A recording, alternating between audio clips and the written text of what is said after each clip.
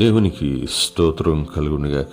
ప్రియులరా, మన ప్రభు అయిన యేసుక్రీస్తు వారి యొక్క కృపా సమాధానాలు మీకు తోడేయునుగాక. లేఖనంలో నుండి ఒక మాటని మనం చదువుకుందాం. పరమగీతం 2వ అధ్యాయము 1వ వచనాన్ని చదువుకున్నాం.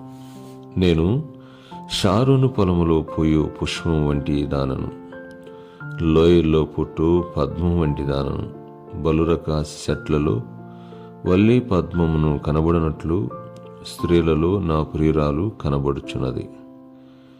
ఇక్కడ షోలమతి మాట్లాడుతున్నటువంటి మాట ఏంటంటే, నేను షారోను పొలములో పోయు పుష్పం వంటి దానను, లోయల్లో పుట్టు పద్మం వంటి దానను. షారోను పొలములో పూసేటువంటి పద్మాలు అనగా తామర పుష్పము. ఈ పుష్పము చూడటానికి చాలా అందంగా రమ్యంగా కనబడుతూ ఉంటుంది. అలాగనే లోయల్లో పెద్ద పెద్ద సరస్సులు లాంటి వాటిల్లో ఉండేటువంటి పద్మాన్ని పోలుస్తూ మాట్లాడుతున్నాడు. అలాంటి దానను నేను అంటూ ఆమె మాట్లాడుతూ ఉంది. అయితే ఆయన అంటున్న మాట ఏంటంటే, స్త్రీలలో నా ప్రియురాలు కనబడుచున్నది, అడవి వృక్షములలో జల్దారు.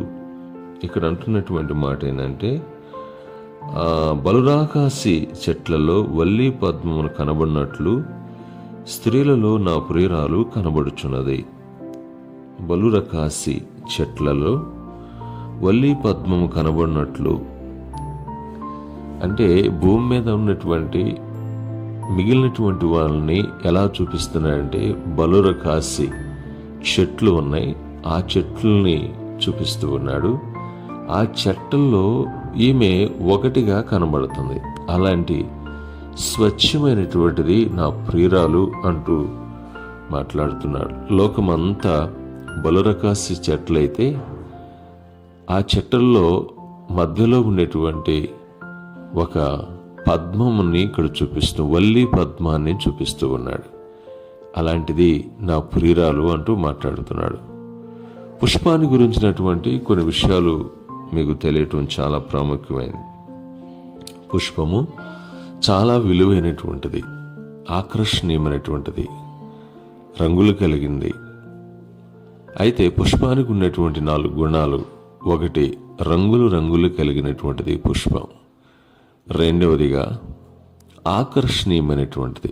చూడంగంటే దాని మీదకు చూపు వెళ్ళి అక్కడ దాకా వెళ్ళి తీసుకునేటట్టుగా, తాకేటట్టుగా ఆకర్షణీయమైనటువంటిది.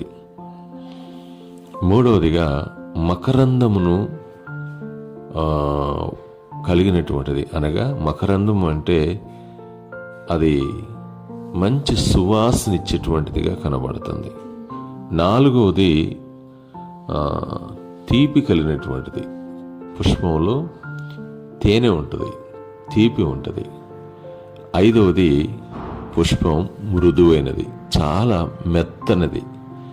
ఇన్ని గుణాలు కలిగినటువంటిది పుష్పం. ఈ గుణాలు కలిగినటువంటి పుష్పాన్ని చూసినప్పుడు స్త్రీలు చాలా ఇష్టపడతారు.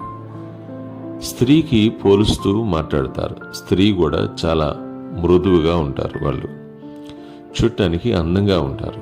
పురుషుడు స్త్రీని అందాన్ని చూసే ఆకర్షణీయమైనటువంటి వాడవుతాడు. అలాగనే స్త్రీలలో నా ప్రియురాలు అలా ఉన్నది అంటూ మాట్లాడుతూ ఉన్నాడు. దేనికి పోలిస్తున్నాడంటే, ప్రియుడు ఎవరంటే దేవుడే. ప్రియురాలు ఇశ్రాయేలులో యొక్క జాతి. ఆ జాతిని ప్రపంచంలో ఉండేటువంటి అందరినీ బలురకాసి చెట్లు పోల్చి ఆమెను మాత్రమే సుందరమైనటువంటి లిల్లీ పద్మము అనేటువంటి పదాన్ని రాశాడు ఇక్కడ. దేవునికి స్తోత్రములు. ఏమంటున్నాడంటే, వల్లి పద్మమును పోలినటువంటిది కనుక అలాంటి రమ్యమైన పవిత్రమైనటువంటిది ఆమె. దేవునికి స్తోత్రం కలుగునుగాక. దేవుడు మాట్లాడుతున్నటువంటి విషయం ఏంటంటే, ఇక్కడ అలా అందముగా, సొగసుగా, పవిత్రముగా సంఘం కూడా ఉండాలనేటువంటిదే దేవుని ఉద్దేశం.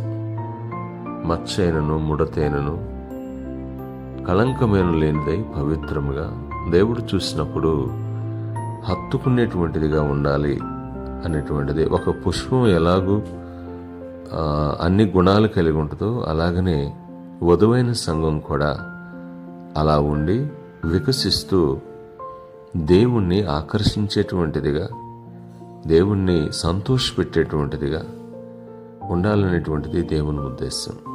ఈ రోజున అలాగున బొలరక చెట్లు వలె కాకుండా వల్లి పద్మం